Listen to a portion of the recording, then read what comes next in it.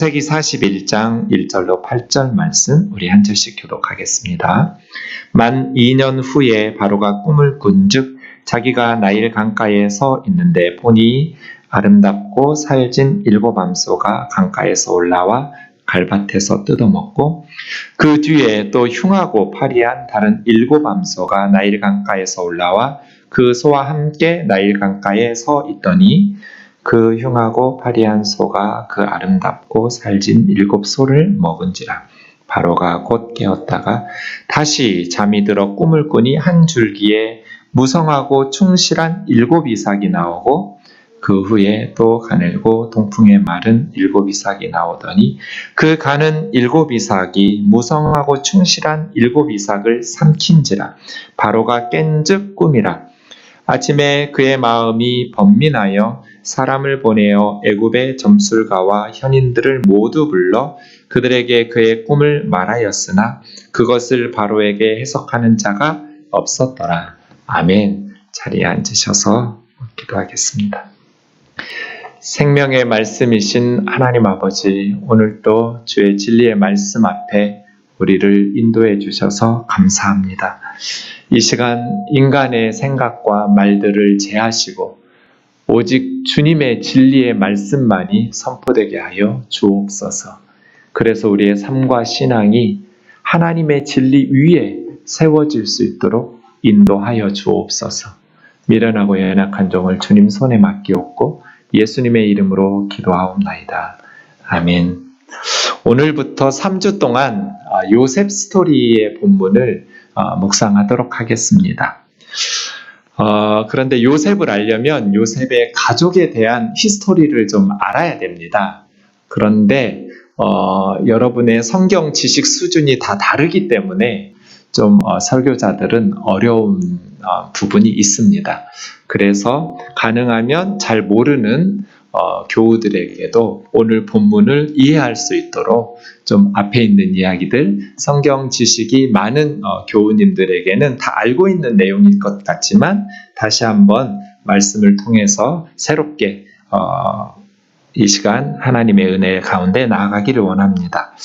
우선 성경 퀴즈 문제를 내겠습니다. 1, 2, 3번 괄호에 들어갈 이름들을 말해보세요. 잘 보이시나요? 댁에서는 화면에 가득 보이니까 잘 보일 것 같은데, 네. 이스라엘은 아브라함과 사라에서부터 시작하죠. 네, 아브라함과 사라가 믿음의 조상입니다. 아브라함과 사라의 아들 1번에는 누가 들어가야 돼요? 아브라함의 아들이 누구예요? 이삭이죠, 이삭. 네. 이삭과 리브가가 쌍둥이 아들을 낳죠. 이삭은 몇 살에 결혼을 했을까요? 리브가와. 리브가의 결혼 나이는 성경에 나와 있지 않아서 모르지만 이삭은 나와 있거든요. 40살에 결혼했어요. 이삭이 40살 되었는데 에서와 야곱이라는 쌍둥이를 낳았을 때는 60살이었어요. 그러니까 이삭은 결혼하고 20년 동안 불임이었어요. 굉장히 고통스러웠겠죠? 이삭과 리브가, 그의 아버지 아브라함과 사라도 100살이 되어서야 이삭을 낳았는데 아들 이삭도 20년 동안 불임으로 고생하다가 60세에 에서와 야곱 쌍둥이를 낳았어요. 그런데 이제 야곱은 아내가 4명이에요. 있는 것처럼 레아, 또 레아의 몸종이었던 실바, 그리고 레아를 통해서 6명의 아들과 딸 1명을 낳아요. 2번에 들어갈 야곱의 딸 이름은 뭐예요? 네. 그리고 3번에 들어갈 요셉의 어머니 야곱의 또 다른 아내는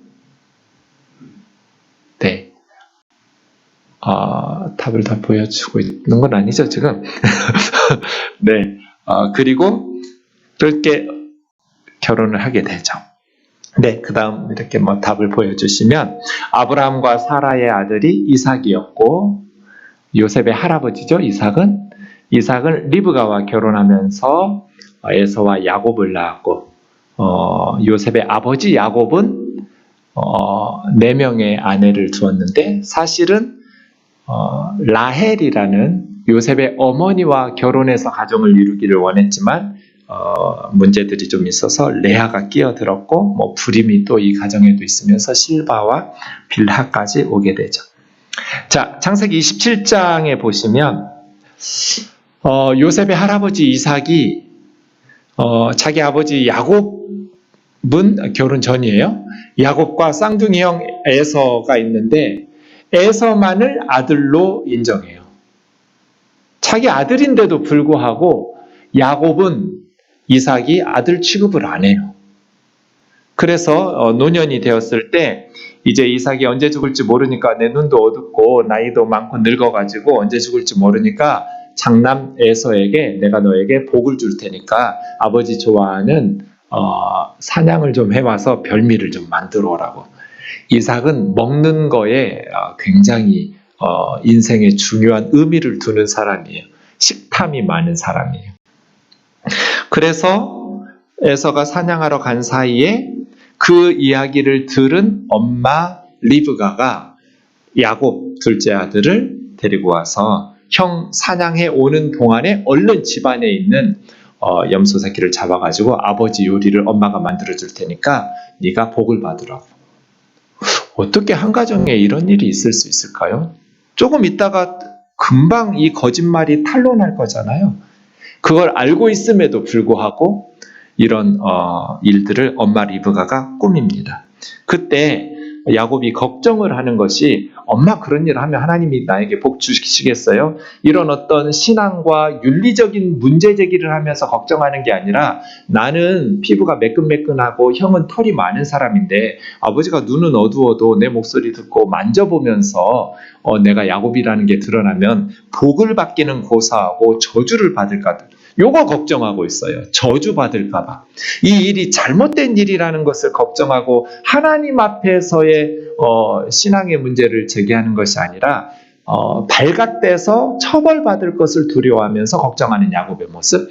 그때 어머니가 짧고 굳게 말하죠. 내 아들아, 네가 받을 저주는 엄마가 받을 테니까 빨리 내 말만 따르고 가서 가져오라고. 그래서 염소 새끼를 가져다가 요리를 하고 다 이렇게 아버지의 축복을 야곱이 가로채죠. 형 에서의 축복을. 에서가 돌아와서 발각이 됐어요. 발칵 뒤집어지면서. 그런데 하나님의 이름으로 축복한 이 축복을 아무리 야곱이 거짓말로 속이고 받았다 할지라도 변경할 수가 없.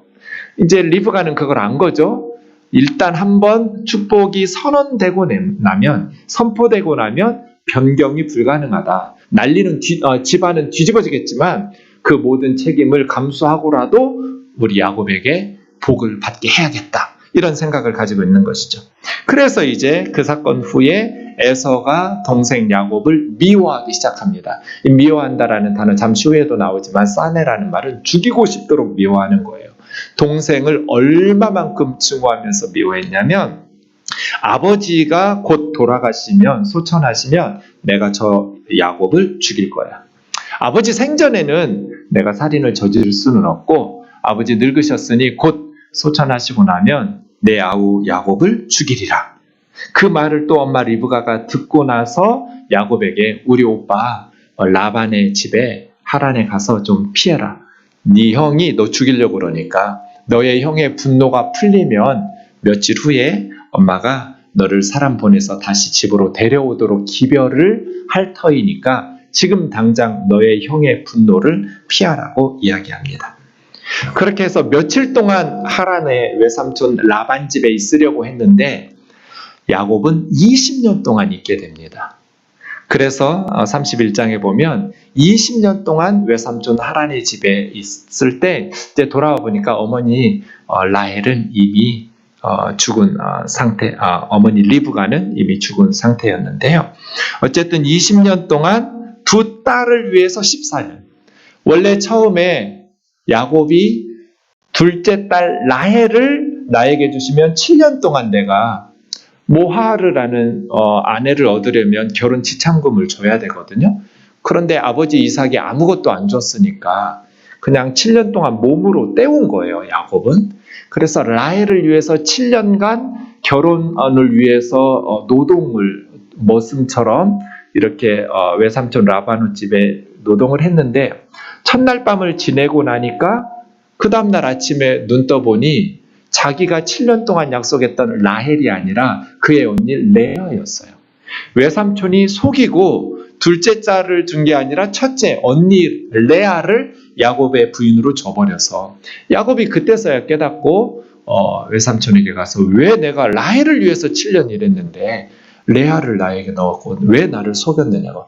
아버지 눈이 안 보인다고 해서 염소 털 가죽 몸에다가 붙이고 에서입니다 하면서 목소리 흉내내면서 속였던 야곱이 똑같이 깜깜한 밤에 라헬인 줄 알고 첫날 밤을 보내었는데 레아로 속임을 당하게 되는 것이죠.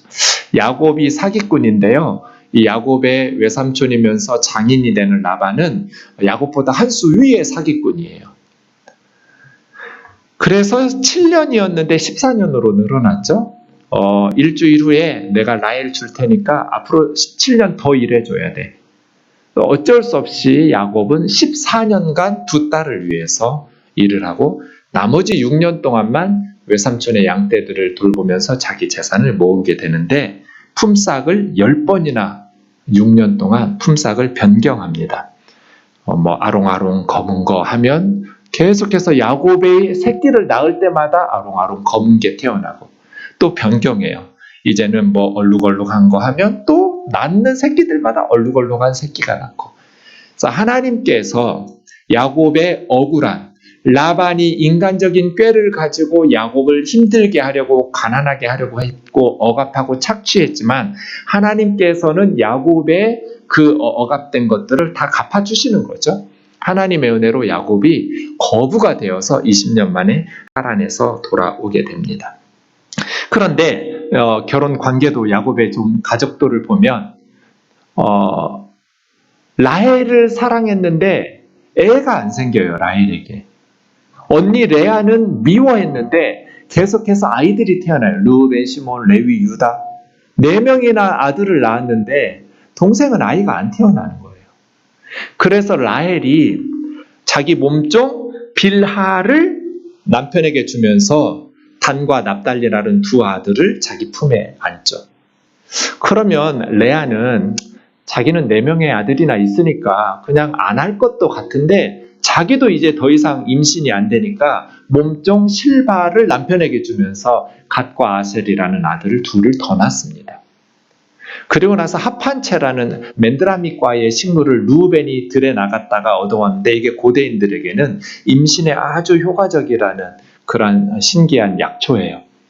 그래서 라헬이 그걸 보고 언니야 그 언니 동생 아들이 가져온 거 이 동생 나 달라고. 언니는 애들 많으니까. 그랬더니 레아가 진짜 재밌는 말을 해요. 너는 밤마다 내 남편을 빼앗아 가면서 왜 우리 아들의 것까지 빼앗아. 사실은 자기가 아버지하고 짜고 빼앗았잖아요. 동생의 남편을. 그럼에도 불구하고 레아가 합한 채를 안 준다고 하니까 그러면 오늘 밤부터 언니하고 자라고 할 테니까 그거 합한 채 나 달라고. 그래서 합한 채를 라헬이 먹고 야곱이 들에서 돌아올 때 레아는 내가 당신 샀으니까 내 방으로 들어오라고. 그래서 임신에 효과가 있다는 합한 채를 라헬이 먹고 야곱은 다시 레아와 잠자리를 하게 되는데 사실은 합한 채 먹은 라헬이 임신되는 것이 아니라 합한 채를 먹지 않은 레아가 끊겼던 임신이 다시 시작되는 거예요. 그래서 이사갈과 스불론과 디나라는 딸 3명을 더 낳게 됩니다. 저는 여기서까지는 진짜 하나님 좀 심했다고 생각합니다. 합한 채 이후부터는 진짜 심하셨어요. 라헬이 얼마나 마음이 괴로웠겠어요. 너무 힘들었을 거예요. 그리고 라헬이 드디어 이렇게 요셉과 베냐민이라는 두 아이를 마지막에 11번째, 12번째 아들로 낳게 됩니다. 그런데 라헬은 베냐민을 낳다가 죽습니다. 아이를 출산하고 출산 중에 엄마 라헬이 죽게 되죠. 좀 이상하죠, 이 가정. 성경에서 가장 불행한 가정하면 제 생각에는 이삭네 가정하고 야곱네 가정하고 1, 2등을 다퉈요. 다윗의 가정하고. 다윗의 가정도요, 이보다 더 불행할 수가 없어요. 이삭의 가정도요, 이보다 더 불행한 가정을 찾기가 어려워요. 보세요. 남편이 아내를 무시하고, 그러니까 아내는 남편을 속이고, 형은 동생을 죽인다고 하고, 아주 가정이 너무너무, 돈은 많은데요, 너무너무 불행한 가정이에요. 그 원인을 저는 이삭에게 있다고 봐요. 보통 가정이면 이렇게 안 할 거잖아요.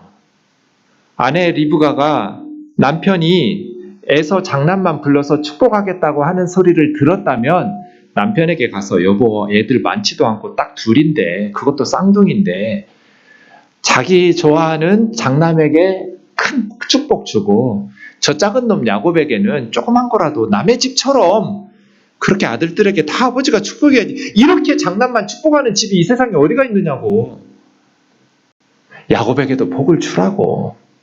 이렇게 설득하거나 싸우거나 해서 하려고 할 텐데 이렇게 속이겠다고 사용하는 게 쉽지 않잖아요. 리브가는 아는 거죠. 자기가 아무리 울며 불며 애원해도 자기 남편 이삭은 안 들어줄 것에 대한 확신이 있기 때문에. 내가 말해도 이삭은 안 들을 테니까 남편이 속여버리는 거죠. 그 방법도 아주 악하고 잘못된 거죠. 그럼 왜 그렇게까지 했을까? 그 다음 나이를 좀 계산해 보시면 성경에 나이가 띄엄띄엄 나와요. 말씀드린 것처럼 이삭이 60세에 야곱을 낳았어요. 그런데 나중에 이제 야곱을 만나요. 30살에 요셉은 총리가 되고요. 7년 동안 풍년 있고 흉년 2년 차에 아버지 만났으니까 39, 40 이쯤이에요. 요셉의 나이가 39이었을 때 아버지 야곱이 이집트에 내려와서 바로 왕에게 바로가 나이를 물으니까 130살이라고 그래요. 그러니까 아들이 39일 때 아버지가 130이었으면 야곱은 요셉을 91세쯤 낳은 거예요. 그런데 성경에 보면 요셉을 낳은 후에 하란에서 다시 돌아왔을 때 아까 말씀드린 것처럼 20년 동안 있다가 돌아왔거든요. 그러니까 요셉을 91에 낳았으니까 요셉 낳고 바로 나오지는 못했으니까 90대 중반쯤 하란에서 나왔을 거예요. 그럼 하란에 들어간 건 20년 살았으니까 70대 중반이어야 돼요. 그러니까 이게 무슨 말이냐면 야곱이 아버지 이삭을 속이고 형에게 받아야 될 축복을 가로챘을 때는 야곱의 나이가 70대 중반인 거예요. 이게 무슨 말이에요? 아까 이삭이 40살에 결혼했다고 그랬잖아요. 쌍둥이 형 에서도 아버지하고 똑같은 나이 40살에 결혼했어요. 이미 쌍둥이 에서는 30년 전에 결혼했어요. 그런데 야곱은 70이 넘어서까지 결혼을 안 시켜주는 거예요. 아버지 이삭이. 오죽하면 아내가 남편을 속였겠어요. 이 박복한 놈아, 아버지 축복을 받으라고 네가. 리브가가 그동안 얼마나 많이 남편 이삭을 설득하려고 노력했겠어요. 야곱 장가 보내야 된다고. 자기 쌍둥이 형은 지금 이미 몇십 년 전에 결혼해가지고 가정을 이루고 사는데 다른 집 애들 다 결혼시키는데 우리 가정은 이 가나안 여자들 중에서 며느리를 얻으면 안 되지 않냐고. 우리 시아버지 아브라함, 시어머니 사라가 한 것처럼 나 데려온 것처럼 멀리서 데려와서 아브라함 패밀리의 신앙의 정통성을 유지해줘야 된다고. 그렇지 않으면 가나안 종교로 우리가 하나님의 뜻을 어기게 된다. 남편이 도와줘야 돼요. 아버지 이삭이 야곱의 결혼을 위해서 나서야 돼요. 그런데 70 중반이 될 때까지 야곱을 결혼을 안 시키는 거예요. 그래서 리브가가 남편을 속일 수밖에 없었던 것은 이삭의 영적인 무지와 편의 고집, 어리석음 때문이에요. 행복할 수 있었는데 하나님이 있었고 아버지가 물려주신 많은 유산과 재산이 있었고 농사 지으면 100배의 결실을 맺는 부유함과 풍요함이 있었고 애들이 많지도 않아요. 딸랑 둘이에요. 그런데 자기 하나 보고 그 먼 곳에서 하란에서 시집 온 자기 아내 리브가를 사람 취급을 안 하는 거예요. 안 들어요. 그래서 사실은 리브가의 마음에 한이 맺혔을 거예요. 야곱의 마음에도 깊은 상처가 쌓였을 거예요. 아버지 이삭 때문에. 그래서 저는 이삭 토스트 안 먹어요. 이삭 대놓고 싫어하는, 가장 꼴도 보기 싫어요. 어쩌면 이렇게 자기 생각 속에 갇혀서 사람들의 인생, 그것도 아내와 아들의 인생을 그렇게 켜켜이 한이 쌓이도록 만들어요. 그러려면 결혼을 뭐하러 해요? 이렇게 아내의 뜻을 듣지 않고 자기 마음대로 살려면 혼자 살지. 결혼은 뭐하러 했어요? 한국 교회는 남녀의 기능적 권위는 동등하지만, 남녀 평등하지만 차별을 굉장히 강조하면서 은근히 가부장적 질서가 성경적인 것처럼 가르쳤어요. 그래서 남녀의 차이에 대해서 굉장히 강조하고 있는데, 이것이 대부분 여성을 열등한 존재인 것처럼 특히 가정에서나 교회에서 여성을 무시하는 방식으로 적용하고 있어요. 이것이 옳은가? 이삭처럼 저렇게 사는 게 옳아요? 그래서 많은 아내들이 마음에 한이 있어요, 남편 때문에. 시골에 저희 어머님 친구분 두 분이 살아계시는데요. 어머니한테 너는 좋겠다 그러더래요. 왜? 남편이 없어서. 네 남편 죽어서 너 너무 부럽다고. 나는 죽지도 않는 남편 때문에 너무 힘들다고. 자식들 집에 맘 편히 갈 수가 있나? 아니면 하루 세끼 꼬박꼬박 밥, 이 늙어서까지 이렇게. 제가 물었죠. 엄마 뭐라고 대답했어? 부러워할 걸 부러워해라. 그렇게 대답은 했는데 이해는 돼. 여러분, 뭐가 문제예요? 남편이 문제죠. 왜 하루 세 끼를 다 바치라고 그래요? 자기가 차려 먹으면 되지. 때로는. 왜 자기는 설거지하면 안 돼요? 왜 밥을 하면 안 돼요? 당신 갔다 오라고, 애들 집에 편히 갔다 오라고, 나 잘하고 있을 테니까 걱정하지 말고 든든한 울타리도 되어주면서 아내를 따뜻하게 존중하면서 힘든 일 같이 거들면서 그렇게 사랑하면서 살면 왜 남편 죽은 친구를 부러워하겠어요?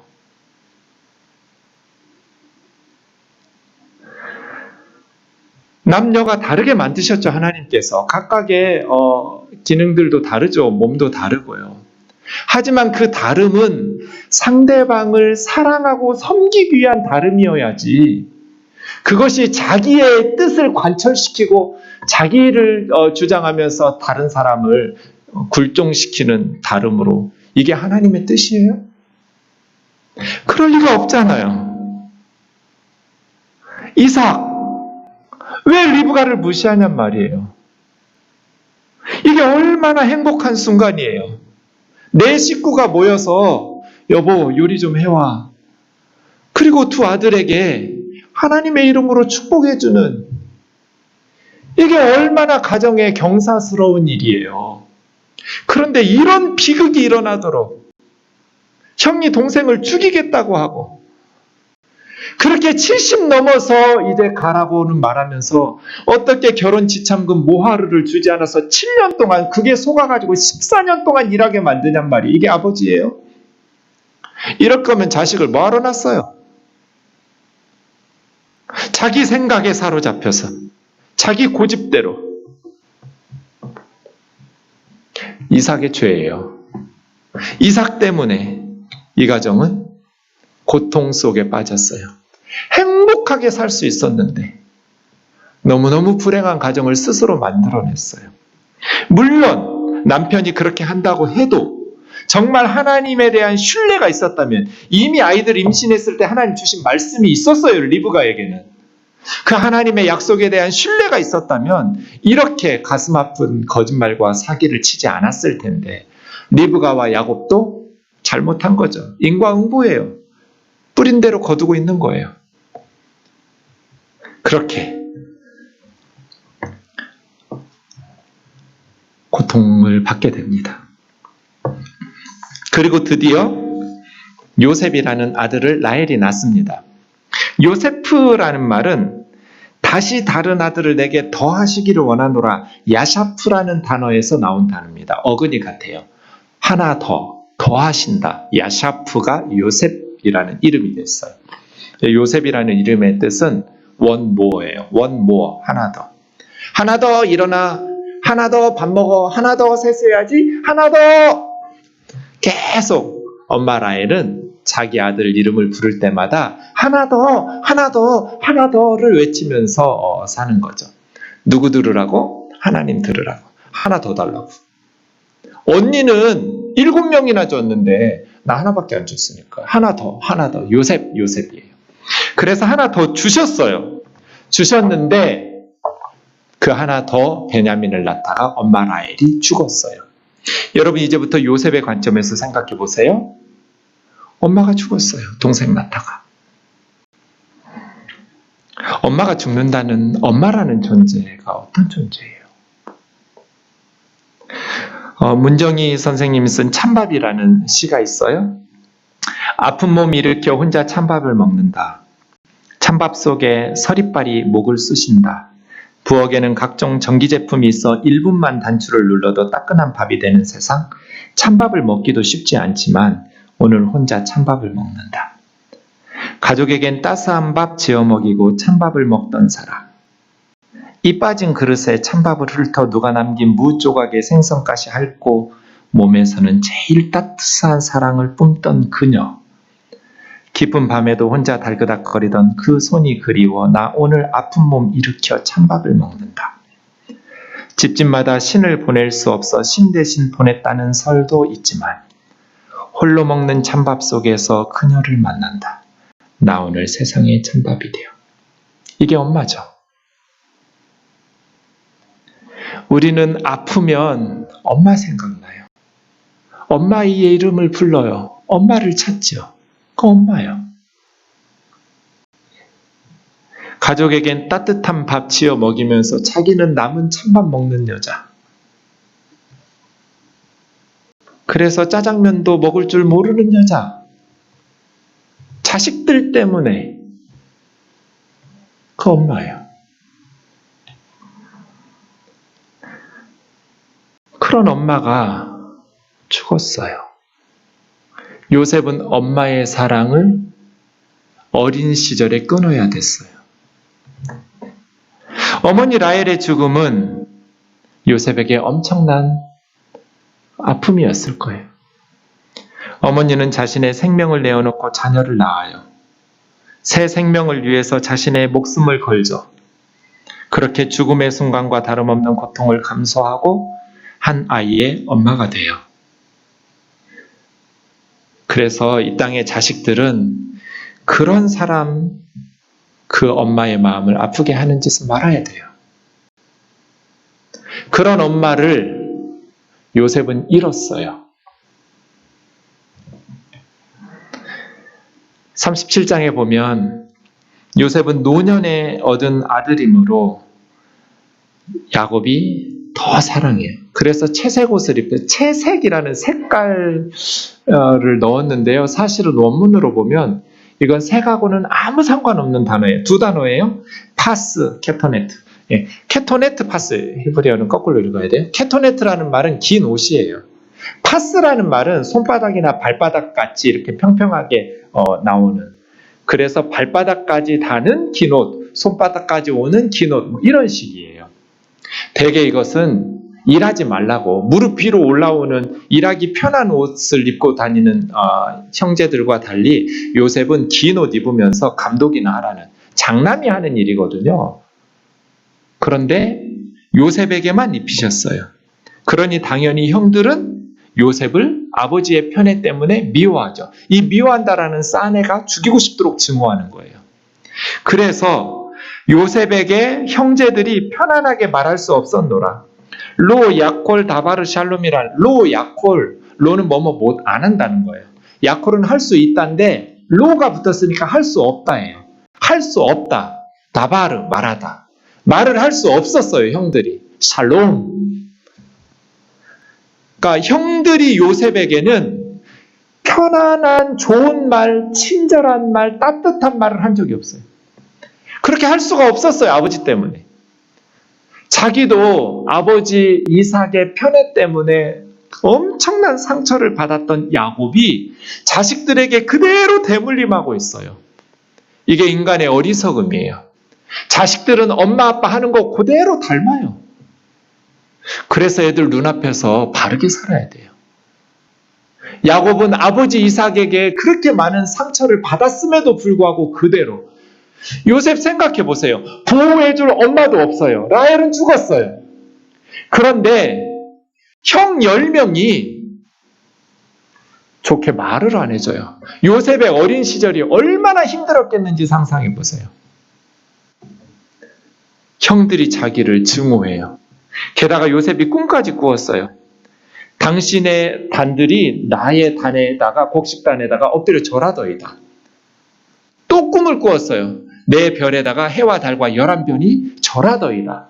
형들이 네가 우리의 왕이 되겠느냐? 우리를 다스리게 되겠느냐? 꿈과 요셉이 말하는 그 말 때문에 더 미워해요. 얼마만큼 미워했어요? 죽이고 싶도록 미워했어요. 그래서 37장 18절 이하에 보면 세겜에서 양치고 있다라는 것이 이제 걱정이 돼서 세겜 사람들을 다 죽여버렸거든요. 자기 동생 디나를 겁탈했다고 그래서 세상 추장이 겁탈했다고 그래서 둘째 오빠, 셋째 오빠 시므온과 레위가 할레바드라고 속여놓고 세겜 남자들을 다 죽였. 그곳이 너무나 목초지로서 좋은 곳이어서 다시 그곳에 보내니까 야곱이 걱정이 돼서 요셉에게 형들 잘 있는지 양떼들 잘 있는지 좀 보고 오라고 음식 싸들며줘서 주었어요. 요셉이 오는 모습을 보면서 이미 세겜에서 도단으로 이동하고 있던 형들이 저기 딱 보니까 동생 요셉이에요. 요셉은 며칠 만에 형들 만나니까 얼마나 좋았겠어요. 형님들 하면서 기뻐서 달려가고 있는데 오는 그 사이에 죽이기를 꾀하면서 꿈꾸는 자가 온다. 죽이자. 이마만큼 형들은 요셉을 미워했어요. 그런 미움을 받으면서 그 가정에서 요셉이 얼마만큼 힘든 어린 시절을 보냈겠어요. 17살 때까지. 그렇게 해서 23절 요셉이 오니까 채색옷을 벗기고 구덩이에 던지고 죽이려고 했는데 미디안 사람들 이스마엘의 자손들이 무역하면서 이집트로 내려갈 때 은 20세겔 받고 동생을 팔아먹었어요. 지도로 보시면 그래서 헤브론에서 세겜으로 갔다가 더 북쪽 도단으로 갔다가 이집트로 요셉은 팔려간 것이죠. 야곱은 자식을 편애함으로써 결국 그 자식이 형제들로부터 엄청난 미움을 받으면서 죽이고 싶도록 미운 동생으로 만들어버렸어요. 이것이 아버지 야곱의 어리석음이에요. 부모는 자녀들에게 자녀들끼리 화목할 수 있도록 만들어줘야 돼요. 그래야 부모가 죽고 난 이후에도 형제지간에 우애 있게 살 수 있을 거잖아요. 그런데 어리석은 부모들은 자녀들을 이간질시키고 효도 경쟁을 시켜요. 편애해요. 부모에게 잘하는 또 세상적으로 부모의 어깨에 힘이 들어가게 할 수 있는 잘된 자식들에게는 그냥 잘해주면서 자기 마음에 들지 않는 자녀들에게는 함부로 대해요. 그러면 형제지간에 우애할 수 있겠어요? 야곱처럼 어리석은 부모들이 너무 많아요. 그런데 마침 요셉이 애굽으로 노예로 팔려갔을 때 애굽을 산 사람이 보디발의 친위제장, 바로의 친위대장 보디발이라는 사람이었어요. 돈을 주고 요셉을 샀어요.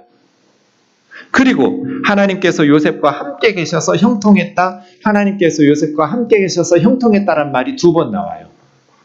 그리고 37장이 끝났을 때 39장이 끝났을 때 21절, 22절, 23절에 보면 하나님께서 요셉과 함께 계셔서 은혜를 받게 하셨고 형통했다는 말이 2번 또 나와요. 그러니까 39장에서는 하나님이 함께 계셔서 형통했다라는 말로 에워싸여 있어요. 여러분, 우리가 형통한 것은 하나님께서 함께 계시기 때문에 나타나는 거거든요. 하나님이 함께 계실 때 우리는 형통하는 것이죠. 그런데 사실은 함께 계셔서 형통했다, 하나님이 요셉하고 함께 계셔서 형통하셨다, 그 사이의 내용은 요셉의 인생의 가장 비극적인 사건이에요. 6절부터 보시면 요셉이 형통하게 되어서 보디발의 가정의 총무가 되었어요. 정말 열심히 했을 것 같아요. 17살, 우리나라로 하면 고등학교, 그때 이제 팔려갔는데 아버지의 사랑을 받아서 부잣집에 아주 귀여움 받던 이 요셉이 하루아침에 형들에게 그 요셉의 상처가 얼마나 깊었겠어요. 오죽하면 요셉이 낳은 첫 번째 아들 이름이 므낫세예요. 잊어버리겠다. 아버지 집에서 받았던 아픔과 상처와 그 쓰라린 과거를 잊어버리겠다. 하나님이 나에게 잊게 해주셨다 해서 큰아들 이름을 망각이라고 지어요. 나 잊어버릴 거야.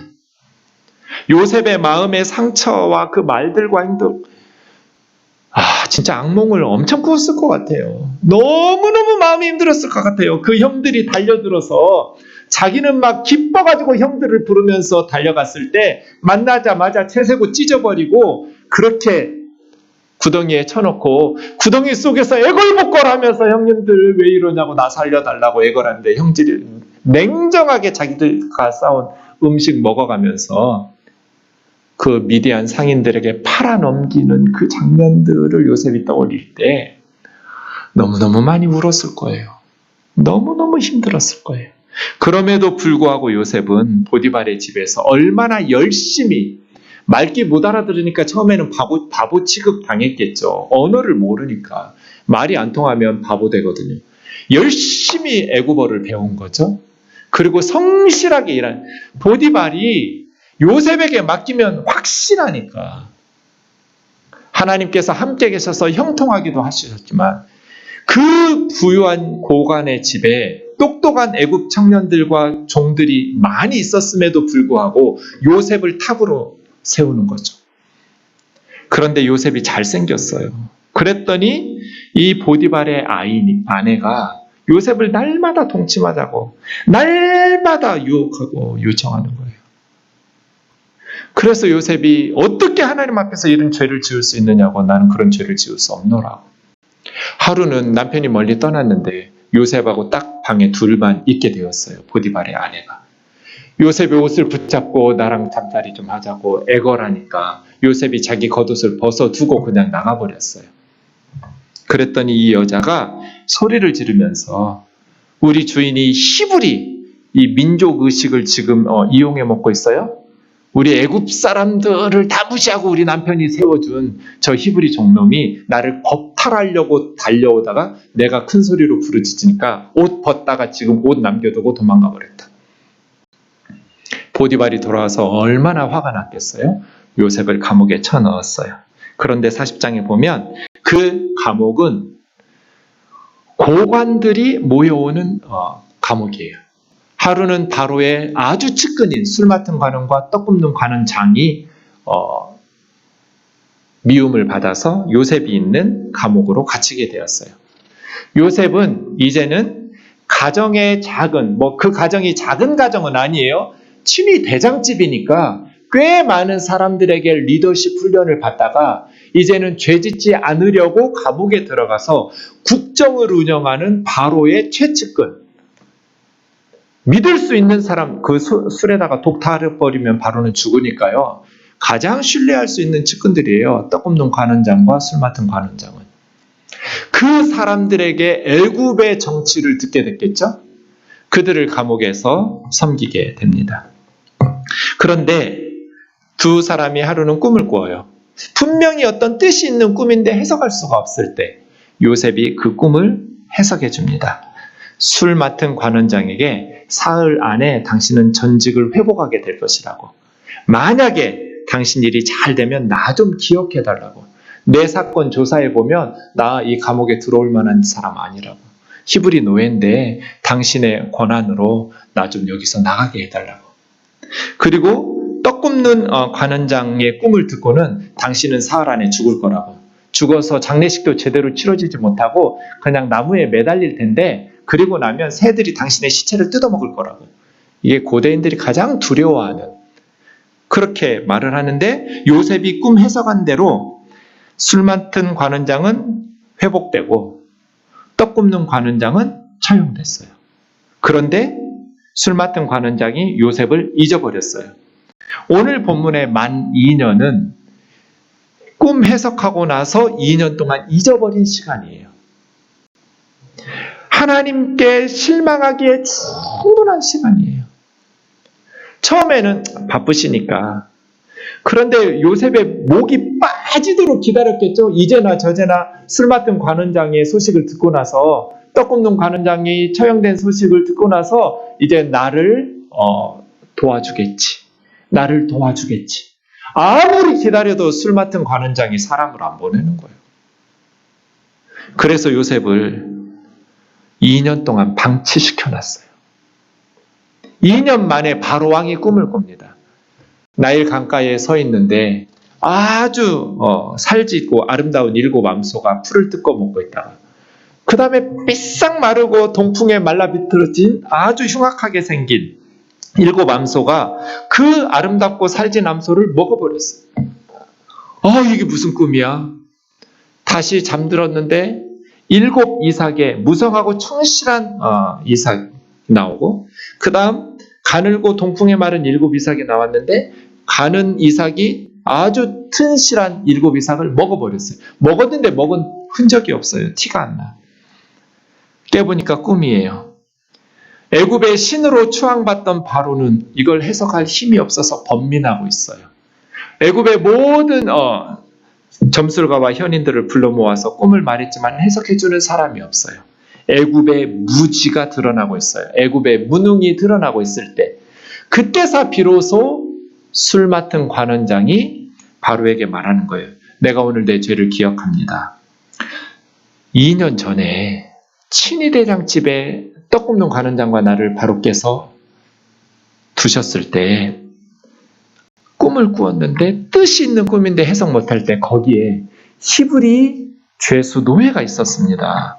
우리 꿈을 그대로 해석한 대로 되었습니다. 바로가 어떻게 당장에 요셉을 부르라고. 그래서 그제서야 비로소 요셉이 감옥에서 옷 갈아입고 면도하고 바로 앞에 섭니다. 바로가 말합니다. 너는 꿈을 들으면 능히 푼다더라. 요셉이 대답해요. 내가 아니라 하나님께서. 자기를 드러내지 않고 하나님께서. 좋은 대답, 샬롬의 대답을 바로에게 해주실 겁니다. 꿈의 이야기를 듣고 요셉이 말합니다. 이 2개의 꿈은 하나입니다. 하나님께서 하실 일을 바로에게 보여주셨습니다. 앞으로 7년 풍년이 있고 그 후에 7년 흉년이 찾아올 텐데 앞에 풍년을 기억할 수 없을 만큼 흉년이 심할 겁니다. 망하지 않으려면 풍년 7년 동안에 잘 해야 됩니다. 어떻게 해야 됩니까? 하나님이 이 일을 정하셔서 속히 행하시리니 명철하고 지혜 있는 사람을 택해야 되고, 그 다음에 각 지방마다 감독관들을 세워야 됩니다. 그래서 7년 풍년 동안 각 지방에 곡식을 저장해 놓았다가 7년 흉년을 대비하시면 나라가 망하지 않을 겁니다. 바로가 그 말을 듣고 다 좋게 여겼어요. 그리고 나서 너처럼 하나님의 영에 감동된 명철하고 지혜 있는 사람 어디서 우리가 찾을 수 있겠느냐? 네가 해 하면서 요셉을 총리로 세워주신 거예요. 내 백성이 다 너에게 복종하리니 애굽의 온 땅의 총리로 삼았다. 버금 수레는 2번째로 좋은 수레, 바로 왕의 다음 수레예요. 그 버금 수레를 타고 갈 때 엎드리라 하니까 이제 10명의 형만 절하고 동생까지 11명의 형과 이들만 절하는 게 아니라 요셉이 가는데 애굽 사람들이 다 엎드리게 되어 있어요. 그러면서 애굽 전국을 다스리는, 형제들만 다스리는 사람이 아니라 애굽 전체를 다스리는 사람이 되었어요. 사랑하는 자매 형제 여러분, 요셉 스토리를 통해서 하나님께서 우리에게 주시고자 하시는 메시지가 뭐예요? 하나님의 큰 그림이에요. 하나님의 큰 그림. 진화론의 문제, 진화는 자연 현상을 설명할 수 있는 아주 설득력 있는 좋은 과학 이론이에요. 그런데 이 땅의 문제와 이 땅의 상황을 해석하는 과학 이론이 거기에 종교적인 옷을 입게 되면 진화주의와 진화론의 어떤 형이상학적인 문제들을 가지고 무신론으로 가게 되면 엄청난 황폐함이 이 땅의 인생에 찾아오게 되는데, 리처드 도킨스의 말과 같아요. 우리가 관찰하고 있는 우주는, 리처드 도킨스는 원래 크리스찬이었어요, 어릴 때. 그런데 진화론에 심취되면서 그의 신앙을 잃어버리고 지금 가장 기독교를 강하게 반대하는 지성인 중에 한 사람이 되었죠. 우리가 관찰하고 있는 우주는 그 기저에 설계도 없고 목적도 없고 선과 악도 없고 다만 맹목적이고 무감정한 무관심만 있다. 거기에는 미리 계획한 의도 따위는 들어있지 않다. 진화론의 결론이에요. 진화론이 종교적인 판단을 내리기 시작하면 사실은 진화현상은 그냥 이 세상의 과학적 설명으로 끝나면 돼요. 진화론은 하나님이 계신 것을 증명하지도 않고 하나님이 안 계신 무신론을 증명하지도 않아요. 그럼에도 불구하고 리처드 도킨스처럼 이 땅의 모든 발생과 지금 현상을 창조의 신을 들여오지 않아도 다 설명할 수 있다, 과학적으로. 그래서 창조주가 없다로 가버리면 인생의 삶은 설계도 없고 목적도 없고 선악도 없고 맹목적이고 무관적인 아무 계획도 없는 거예요. 인간이 특별히 다른 동물보다 더 존중받아야 될 이유도 없어요. 어차피 이 인간은 다시 미래에는 또 어떤 더 발전한 존재로 진화할 거예요. 물론 이 우주의 역사는 영원히 지속되진 않을 거예요. 저 태양이 오래가면 50억 년 정도면 폭발할 테니까, 그리고 우주는 계속 팽창하고 있으니까 우주가 언젠가는 사라지겠지만 어쨌든 많은 시간 남았으니 인간은 더 나은 방향으로, 그래서 인간이 다른 동물보다 더 귀하지도 않아요. 그것을 받았던 막스의 유물 사상으로 가면 인민의 진정한 행복을 위해서는 그들의 아편인 종교를 없애야 된다로 가는 것이고, 공산주의자들은 9,400만 명 정도를 죽여요. 그 중에 8,500만 명이 러시아와 중국에서 죽었어요. 인간이 더 소중할 필요가 없어요. 인생에 목적이 없어요. 설계도 없어요. 그냥 자연 선택에 의해서 그 환경에 최적화된 사람들만 살아남아요, 존재들만. 인생에 무슨 목적이 있고 무슨 의미가 있어요? 그냥 존재할 뿐이에요. 이게 진화주의예요. 그러나 성경은 아니, 그러한 세상을 하나님께서 만드셨다. 이 우주를 하나님께서 창조하셨고, 하나님께서 이 우주를 창조하실 때 목적이 있으셨다. 하나님은 우리 각 사람을 향한 계획을 가지고 계시고 우리를 극진히 사랑하신다. 인간이 가장 소중하게 지음받았음은 하나님의 아들이 인간의 모습으로 오셨음으로 드러나요. 성육신, 예수 그리스도의 사건이 다른 어떤 피조물의 존재, 과거, 현재, 미래를 통틀어서 어떤 존재로도 아니고 사람의 모양으로 오셨어요. 하나님의 형상으로 사람을 지으셔서 하나님께서는 인간을 가장 소중하게 여기셨어요. 진화론에 의하면 다른 동물보다 사람이 더 소중할 이유가 없어요. 그래서 유물론자들은 소, 돼지를 죽이듯이 사람을 9,400만 명을 죽였어요. 인간이 더 소중할 필요가 없으니까요. 그러나 성경은 인간은 다른 동물과 다르다. 다른 동물, 피조물들도 선하다고 하나님 보시기에 좋았더라 말씀하셨으니 소중하고 귀하지만 특별히 사람이 소중하고 귀한 것은 예수 그리스도가 사람으로 오셨고 하나님께서 사람의 형상으로, 하나님의 형상으로 사람을 지으셨기 때문에 하나님은 목적과 계획이 있으시다. 지금 우리 눈에는 보이지 않지만 종말론적 가면, 그래서 판넨베르크가 강조하는 거예요. 종말론적 완성을 봐야 역사를 해석할 수 있다. 역사에서는 이해할 수 없는 일들이 너무나 많이 일어나죠. 인간에게 자유의지를 주셨기 때문에 인간들이 죄를 범하고 하나님의 뜻을 거스르니까 이 세상에서는 많은 불행이 있어요. 이해할 수 없는 세상의 최종적인 대답은 창조세기의 종말론적 완성을 통해서 가능하다. 창조주 하나님은 자유롭고 독립적인 피조물의 존재를 원한다면 피조물의 자유가 오용될 위험을 동반할 수 있다는 것을 하나님은 결단하시고 선택하십니다.